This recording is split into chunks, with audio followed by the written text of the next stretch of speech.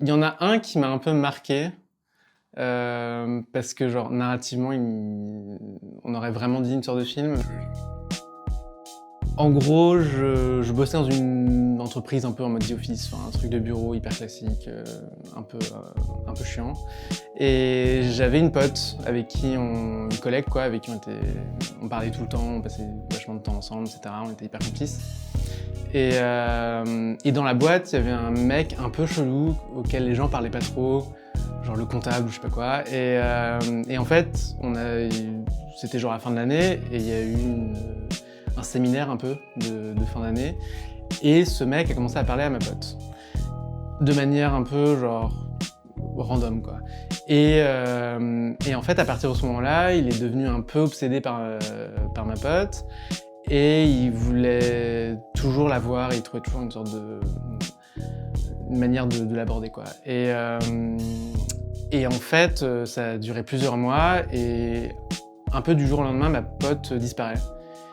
Et du coup, en fait, tout le reste, c'est moi qui mène un peu l'enquête. Et en fait, tous les gens que j'interviewe, enfin que je questionne, me disent mais non, mais en fait ils sortaient ensemble. Enfin, genre ils avaient une relation. Tu sais pas, genre comment est-ce que tu peux pas savoir? T'étais son meilleur pote. Et je dis non, mais je suis sûr qu'ils sortaient pas ensemble.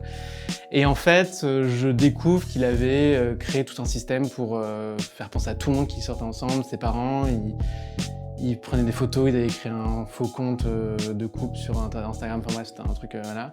Et je découvre en fait qu'il est parti à Hawaï et qu'il y avait 2 places dans l'avion, enfin bref, voilà.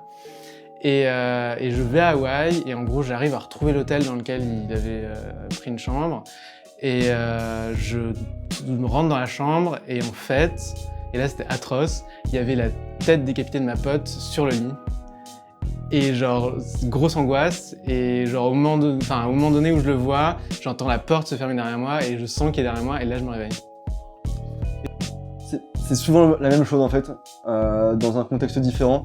Moi j'ai au taquet le vertige et en fait, dans mes rêves, ça arrive très souvent que j'ai le sentiment de chuter d'une falaise. Il y a une fois où j'ai cauchemardé que j'étais dans un champ et il y avait une moissonneuse-batteuse. Alors une moissonneuse-batteuse qui s'ouvrait comme ça. Je sais pas, faut pas me demander. Et j'étais bloquée au milieu et ça se refermait sur moi et je pouvais pas bouger, j'arrivais pas à courir, j'arrivais pas à bouger de là.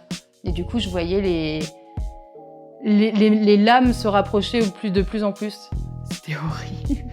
Je fais beaucoup plus de cauchemars que de rêves en réalité. Je jouais avec une boule en caoutchouc, je sais pas si vous avez eu ça dans votre enfance, mais c'est une boule où il y a un amas de petits fils en caoutchouc multicolores. Et en fait, je jouais avec, et elle tombait sous mon lit, et elle disparaissait. Et puis après, je m'endormais, je me réveillais, j'avais une boule énorme, genre sur l'avant-bras, mais sous la peau. Vous savez, comme les pubs, une araignée a pondu des œufs sous sa peau, cliquez, genre, c'est vraiment une boule comme ça sous ma peau. Du coup, je la chopais, je l'arrachais, et du coup, je me retrouvais avec un trou béant dans l'avant-bras.